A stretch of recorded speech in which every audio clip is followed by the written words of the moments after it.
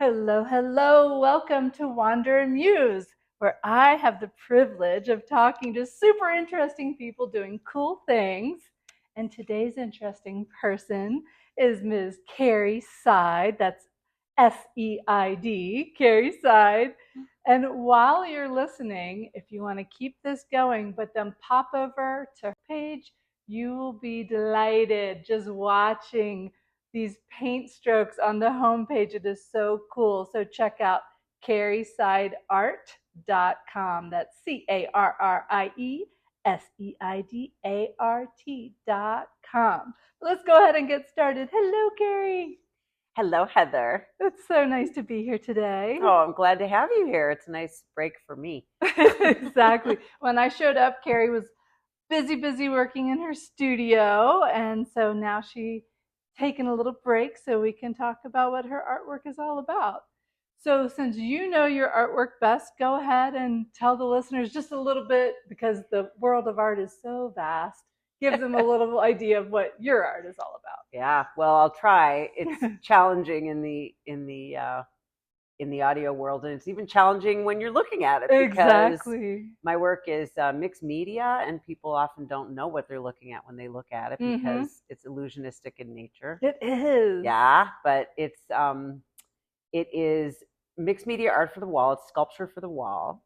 And I also do public art out in the world, but this big stuff. Yes, but this fine art stuff is for the wall. And because it's in frames at the moment, it looks like it could be painting, but on closer inspection, you realize that moving around it, the light changes with the orientation to the work, because in fact, you're looking at reflective materials underneath a kind of scrim or screen or filter. So what I do, I like to think of as like three-dimensional watercolors. That's a good way to put it. Well, thank you. And to conjure a picture, right? It's like extruded paintings that jump into space, into another dimension. They do. Which is the third dimension. Ooh. I love how the light plays off your artwork, and how if there's a piece on the wall, as you walk past it, it actually changes. I love that about your artwork. Well, thank you. I think they're alive. I think of them as being like textiles. Actually, I studied textiles in undergraduate school at Rhode Island School of Design. Shout out for RISD. Shout out for RISD. And reason to shout out for RISD, because even though I was learning a trade, which is very technical in nature, my approach to it is very much of a fine art approach. Definitely. And at RISD, they really encouraged us to be innovative and to do things that had not been done before. Definitely. And push the medium along. Right. So I was really fascinated by the idea of weaving, because structure and color and pattern and material all happen at the same time. But ultimately, it was too flat for me. Oh. And so it wasn't until I got to grad school that I was encouraged to work more sculpturally. Nice. And something that I do see in common with the weaving, the textiles, and what you do now is you are physically working with your hands. I mean, there's so many different art forms. It's not you're, clicking the shutter of a camera, or you're holding a paint brush. You are actually physically in there doing the work with your hands. And I think there's a fine line, commonality there. Yeah, I'm sculpting. Right, you are. Exactly. I'm cutting, I'm gluing, I'm doing all kinds of work with my hands for sure. And I feel that. I think the work has a sense of the hand in it, which I like. It's painterly in that way. Exactly. Because also with your artwork, no two pieces are alike. Well, I hope not. That's considered taboo in the fine art world. Exactly. But still, that is kind of where the hand comes into play too, because we are human. So it is not created by a machine where everything is precisely measured. You really are letting it evolve as you go, and you can tell. I am. That said, we live in an amazing time when digital art has not only helped me go through millions of iterations of what I'm doing in the studio, snap quick pictures, and then destroy what I've done, because now I have an immediate record of it. But also, I make digital prints of these pieces onto beautiful papers, and that is a whole different animal, because they come out looking like pastels or oil paintings. And when the 3 dimensions are squashed into 2, Right. that's a whole other thing. Exactly. So I found this sort of secondary life to the work that I make, being able to produce digital art from the sculpture. Right. And with that digital art, are you putting that on metal, or what is, because it seems like they still have that light behind them somehow, Yeah. even though it's a photo or digital rendering. Well, I can point you to a piece that's printed on metal right there. That's amazing. Yeah, that's on brushed aluminum. That was done for a hotel job I did. I'll have to put a picture of this on the Facebook page. And Will do. Yeah, just so we can show what we're talking about. Yeah, great. And the substrates that you can print on these days are amazing, because there's metal, there's glass, there's canvas, there's beautiful papers, all kinds of materials. And, and that changes the nature of what we're looking at. It so sure does. I really enjoyed that aspect to being an artist these days. And especially the part about being able to take a zillion photos as a way of studying and keeping a kind of sketchbook on my phone. Definitely, definitely. So I want to talk a little bit about, I'm always curious about people's paths. You've talked a little bit about RISD, and I know you went on after that to get your Master's of Fine Art at Cranbrook. I correct? did, yes. But let's even rewind more. Little child Carrie. Oh gosh, okay. So do you remember a time when you were younger where art definitely was becoming part of your life, and you knew it was something that you really wanted to further, even make a career out of it? Well, this is such an important question, because it goes to my work as a coach. I also do creativity coaching. That's right. And in my coaching work, I always ask people, what did you do when you were 8 years old? Mm-hmm. You know, what was the thing that you were naturally drawn to without the judgment or evaluation of your peers, your teachers, your parents, whoever? And they always have an answer. You know, it's always like right there, right? What did I do when I was 8? True. Well, when I was 8, I think I poured glitter onto glue for the first time. And that was a very, very exciting moment for me, because I realized you could use materials in a way that was really exploitive of their nature. Because I remember, this was in 2nd grade, I think I was about 8, and pouring glitter in Mrs. Ritter's art class. Thank you, Mrs. Ritter. Shout out. Yeah. Mrs. Ritter. Yeah. And we had art every day, which was amazing. What a great influence. Yeah. And music too. But anyway, I poured the glitter on the glue, and then as the glue dried, I was able to shake off the extra glitter. Sure. And this is when this hit me, that materials could do magical alchemic things, and I could be the wizard at the helm. So that, in combination with just working with natural materials, I think, outside my house, like leaves and sticks. And I was the only girl. I am the only girl in my family. I have 2 younger brothers, and they were always riding their bikes and breaking their wrists and stuff. and I was left alone to play by myself. So I didn't do classic, like, girl things, right, as they were known in those days, like play with dolls and stuff. Sure. I didn't know what to do with a doll. I thought dolls were incredibly boring. So so I just arranged leaves in patterns on the ground outside.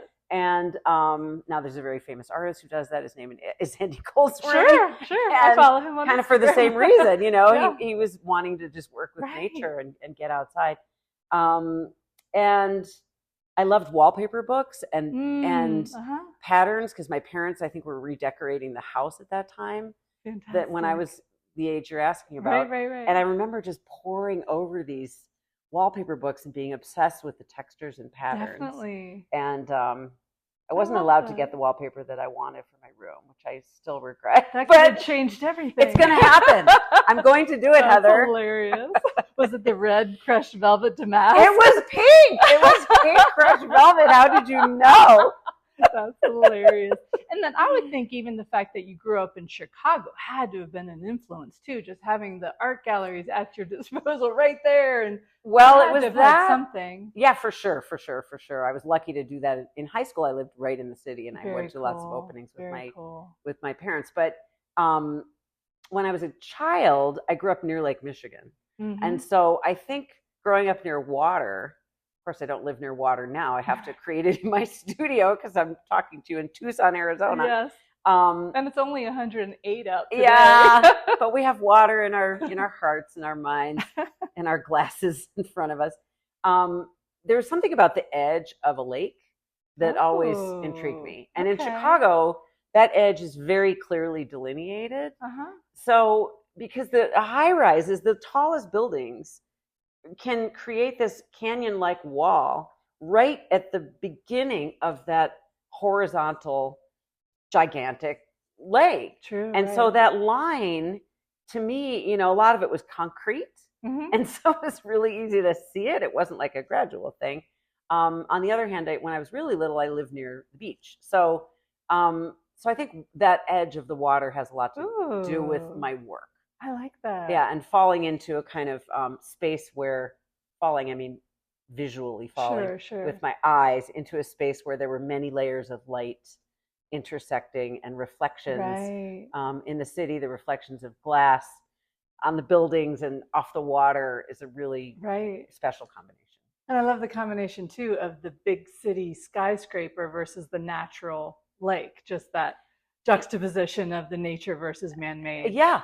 And I love both. Sure. And so both are hugely influential. And looking around the room, you can see the that. Artwork does have both. They definitely that organic sort of feel, but then there'll be metals and wood and or squares. Like I love hard geometry against that natural organic stuff. Right. When I was checking out your website, again, carrieseidart.com, there was something in there that I just loved. You were talking about when you were younger and you saw Mikhail Baryshnikov leaping through the air. But the quote that you said that just really grabbed me was, you learned about the magic of human potential.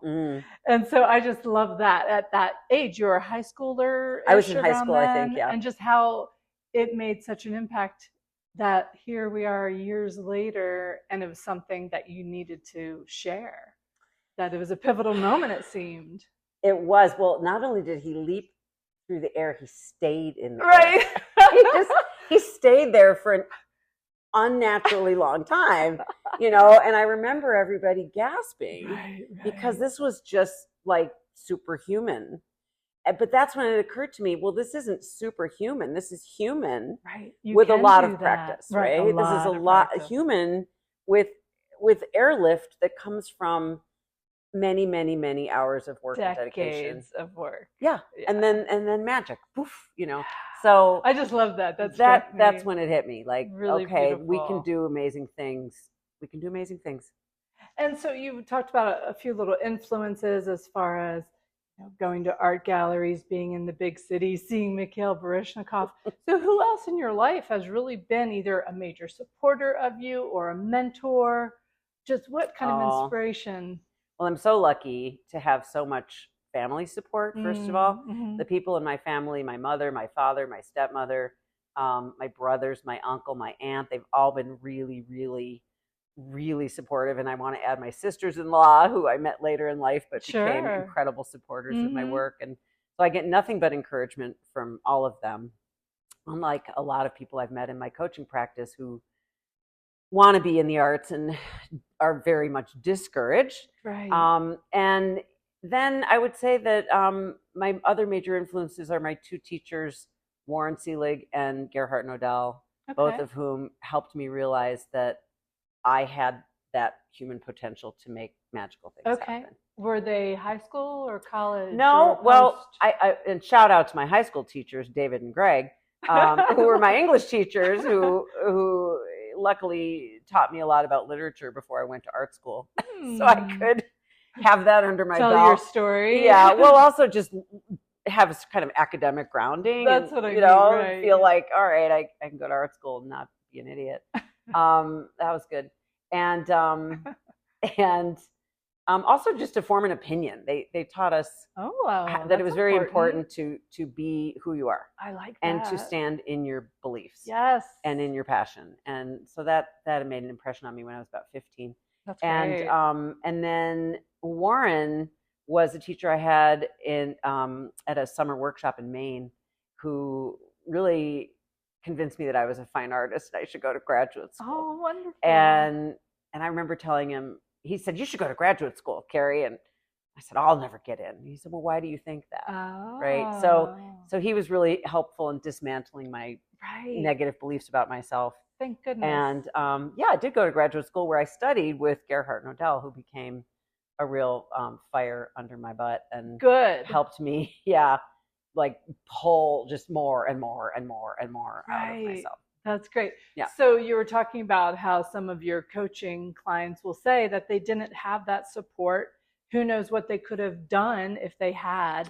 What would you say to, say, a high schooler or someone majoring in something in college that they really aren't that enthused about and their soul is all about art? What would you say to them as far as following through with potentially having a career in art? Well, two things. One, call me. Okay. Get in touch with me. I'm happy to provide a free consultation and help you start this process of believing that. Number two, it is never too late. Oh, I like that. It is never too late. It's never too late to start being the person you want to be and doing what you want to do and figuring out how to make that happen, or not figuring out how to make it happen, just doing it anyway. Because you love it and it brings you joy. Yeah. Life is therapeutic, or whatever the reason is. If it makes you feel good, do it. Right. Well, and what I've learned is that life is, it can be long or short, but it's fast. It is. Either way, it's just really fast. And so you turn around and you're 40, and then you turn around and you're 50, and then you turn around and you're 60 and go, whoa, what the hell? How did that happen? Right. So so that's why I think it's so important to get grounded in your, this is so cliche to say because there's so much in the zeitgeist about this right now, about, follow your passions and follow your dreams. But I think what it really means is find the courage to be your weird self and do what might be considered against the grain of your family, against the grain of your peers, and just kind of be new every day. I love that. Yeah, and as an artist, I have that privilege. It's like the big lesson of art for me has been, you get to be a new person every day. That's great. Now, since you have had such success for decades now, what have you done to keep people knowing about you? How do you market yourself? How do you get into galleries? Tell a little bit about kind of the business end of things, the marketing side of things. It's such a big question, Heather. And it's one of those things that builds on itself over the years, right? You have to start somewhere, and somewhere is a good place to start. Yes. Anywhere is a good place to start. Right. Anywhere. I wish I had known, I'll answer it in a different way. I wish I had known when I was younger that other people are there to help you, that who you know is important, that it's important to open yourself to your community and invite them in and align yourself with people who are doing what you want to be doing, to find mentors, to ask for mentorship, to ask for help, to ask for advice, to not go it alone. Because I think a lot of artists grow up believing or are taught that they have to be lone wolves in this world, because art can be a very lone practice, a solo practice, right? But it's not. It's really about other people a lot, and how they respond to your work, how they support what you're doing, how they inspire you. And you never know what connection is going to lead to another connection. You never know. So you need to just keep putting yourself out there and being open to opportunities. Absolutely. Because I'm sure there have been things along the way where you're like, wow, I didn't realize I'd ever do that one day, but how awesome was that? Well, and also I would say that you have to have a thick skin, but that's a muscle that you develop, right? Like asking for the no. Like, or as my dad's friend says, give them a chance to say yes. Definitely. Right? Like, people don't have a chance to say yes if you don't ask them. I agree with right? That. So ask away, and be prepared for no. Keep your expectations low, as my friend Heather once told me. Put the bar on the ground. Put the bar way low. So you just step right over it. So you can step right over it. But don't let that keep you from action. Right. Well, low expectations, big action. Exactly. Well, that's even why I have a labyrinth as my logo, because you're not going to get lost in the labyrinth. There's only one way in and one way out, even though sometimes you're like, wait, wasn't I just here? But it's about putting your feet in front of each other, and you will not get lost. You're going to get to the goal. Right. And so that's what today is even about, is talking about this path that you have taken, where, wow, look at where it's led. And I'm sure there are times where you're like, wait a minute, were my feet pointing this way? Yes, right. They were, and you kept going. Yeah, that's such a good metaphor, because the path is the only thing, right? Right, the journey. Like, you cannot, I always use the example of a necklace, like a beaded necklace, right? When you put beads on a string to make a necklace, you cannot get to the 47th bead until you have 46 beads. Right? Because they're all there to support the 47th beat. Right. So looking back at my career in art and life, I would say I never could have imagined I'd be doing what I'm doing now, you know, as an artist and a coach. But I can see that all the things I've done were necessary to get to this point to support this bead, right? Yes. So that's my path. And I think the important thing is just to wake up and greet the day with positivity and try your best and just do it. And to your question about how do I market myself, I think marketing is just another way of saying connection. Right. It's about connecting to people. I do use Instagram and Facebook for professional reasons more than personal reasons. Right. And I have found that they cultivate a kind of weird, unspoken community, but they also really motivate the people you know to take action toward you, because they can see that you're out there and you're active. So, you know, Definitely. God bless the internet for artists to be able to share what they do in that immediate way. Right. And there's a whole world out there. Yeah. And so it makes it much easier to tap into beings across the globe. Yeah. Through that digital realm. So use all your connections, create connections, cultivate connections. Great. You know, the art business is not a business, really. So that's tricky, right? It's helpful to know that, folks. Right. But it's okay. There are ways around it. Perfect. Yeah. And then with any career, really, everyone has those little slumps where they're like, oh, I'm just not motivated to go to work today, or that sort of thing. So what do you do personally when you feel yourself kind of getting in one of those little ruts? How do you seek inspiration and stay motivated? Well, I wrote an article about this, actually. Oh, okay. For Artwork Archive, called Creative Anxiety, the Good, the Bad, and Netflix, which was all about this. It was all about procrastination that comes from that kind of sluggish, you know, ugh, I can't do it today feeling. Okay. I believe that it just comes from anxiety, really. Okay. Like, you can't be inspired every day, but as Chuck Close says, you know, the great real artists don't wait for inspiration; they just get to work. So there's a reason they call it artwork. It is like being in a lab, trying things out, and just meeting your materials. So so I just let myself have a bad day. You know, I could go in and make garbage all day. If that's what's coming out, that's what's coming out. Right. And that's part of it. Right. Because those are the steps in the labyrinth that it's are another necessary. bead on the necklace. Well, right. Not everything is for the wall. You know, not everything is for publication. And not everything works. So I make a lot of garbage, just a ton. I mean, that whole little house out there, I do. I sure do.